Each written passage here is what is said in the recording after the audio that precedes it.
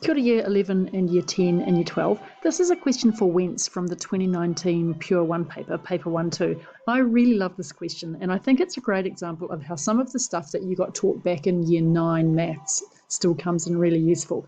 It's a really good example about how if we work systematically and draw a couple of good graphs, all of this question is a pretty straightforward problem to solve.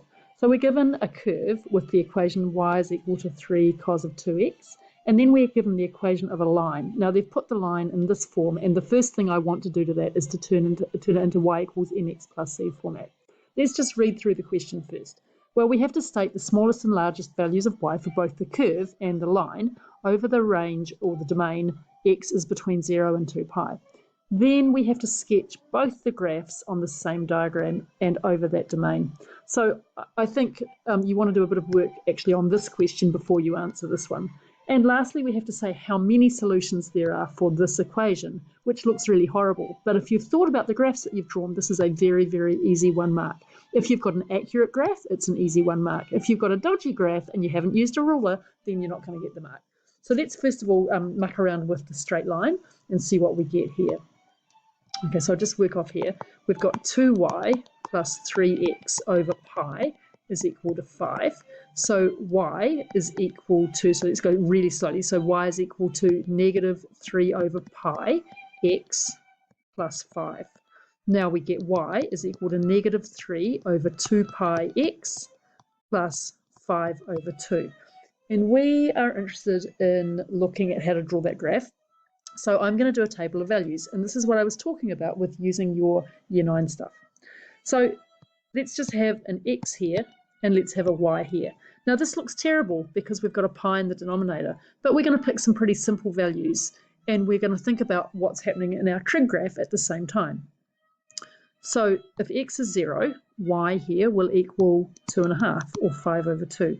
If x is 1, y is going to equal negative, if x is pi, y is going to be negative 3 over 2 pi times pi. So the pi's are going to go away. And that gives me negative 3 over 2 plus 5 over 2, which is equal to a very nice round number, which is 1. And you can substitute in 2 pi, or you can just see how everything's changing here. So if we substitute in 2 pi, we get negative 3 over 2 pi times 2 pi plus 5 over 2. And this time that all goes away, and we get negative 3 plus 2.5, which gives me negative 1/2. So what we've got now is we've got 3 points that we can draw onto our graph as long as we're doing a nice job with our ruler, right? So we're going to have 0, 5 over 2, and we're going to have pi and 1, and we're going to have 2 pi and negative 1/2. Now, the other thing that lets me do straight away is to see that obviously this is a straight line, and it's a straight line with a negative gradient. So the maximum value of y is going to be 5 over 2, and the minimum value is going to be negative 1/2. Let's look at the next thing that we're asked to draw. So this one should be very comfortable for us. Y is equal to 3 times cos of 2x. So I'm going to draw it really badly over here first. So y is equal to 3 cos 2x. This has had a vertical stretch done on it, and it's had a horizontal squeeze. So the basic cos graph looks like this. Right, so that's starting at 1 and going down to negative 1. Our 1 is going to start up at 3. And again, I'm not using a ruler here, which is just shocking. So hopefully there's no real maths teachers watching. Now, the thing that's going on here is if I've got 3 cos 2x, the normal period of a cosine graph is 2 pi. But if I've got cos of 2x, the period is going to be the normal one, 2 pi, divided by that scale factor there of 2. Well, it's actually 1/2. The scale factor is 1/2. So the period is only 1/2 of 2 pi, which is pi. Now that means that in the thing that I've got here, I have to go from 0 out to 2 pi, and that means I'm going to get 2 full graph cycles coming up, right? So it's going to look like this, and it's going to go from 3 to negative 3. So you can see that the maximum value is going to be 3, and the minimum is going to be negative 3. So that's enough that I can already answer my, let's see, what can I answer? I can do the smallest and largest value bit here, right? So for y equals 3 cos 2x, minimum is negative 3, max is 3.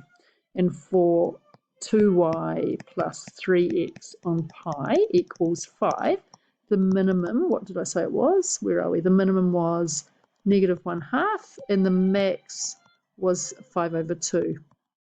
And now we have to sketch on the same diagram these two graphs. Now, it's 3 marks. They want a pretty decent sketch, guys, right? So don't do anything like the ones that I just did. Get your ruler and rule it up nicely. We want to be going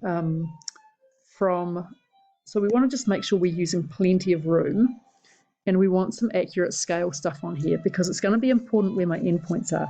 So I'm going to go up to 3 and down to -3. So let's see, let's count it out. 1/2. It's always a bit hard with the stylus. 1.5, 2, 2.5, and up to 3 here. Right, and then down here, 2, 3, 4, 5, 6. So I'm going to take up the full page on here. I'll just shrink it a little bit. So there's 3 and there's -3. I'm going to draw in my cosine curve first, and I'm going to go from there, right? So I need 2 full cycles to get back to 2 pi. Okay, so that's not too bad. I'm going to extend my ruler out, and we need to do some pretty good basic stuff here. So we need to label x, and we need to label y. So that's that one done, and then we've got my points to put on for the other one, right? And the points are coming out of this table: 0 and 2.5, pi and 1, and 2 pi and -1/2. And if I've used my scale properly, it shouldn't be too hard to draw that. Remember that this here is at pi, and we know that the point is going to be pi and 1. So 1 is here, and at 0, my y-intercept is here at 2.5, and then hopefully, now we'll see how accurate I've managed to be with my horizontal width. That will be the test. Let's grab the ruler. Okay, how's it going? Not quite. Oh, yep. No, there we are. It is working. Good. Right. So just be really careful that we've got the key features showing. And I'm going to label some of these key features, right? So this point here is at 2 pi, -1/2. This point here is at pi and, what did I say? Pi and 1. And this point here is at 5/2. We need to do some labeling here. So this is pi on 2, and this is 2 pi here. Now that's probably good enough. What does that let me see? Well, we've done the graph, and we've done the max and the min values, and then we've just got one tiny wee question left. We just have to state the number of solutions for this. Now when you look at this, you go, what is that? Well, this is just, we had 2y, so we've got 6 cos 2x equals 5 minus 3x on pi. This is the same as 3 cos of 2x is equal to 5 on 2 minus 3 on 2 pi x. In other words, all this question is asking me is when is this line equal to this line? But that's what we've just sketched, and all we have to do is to state the number of solutions. So let's go over to our nice graph, and we're just going to mark them on with the sparkly pen because I haven't used it for like a whole half hour. So there's the first solution, there's the second one, and there's the third one, and there's the fourth one.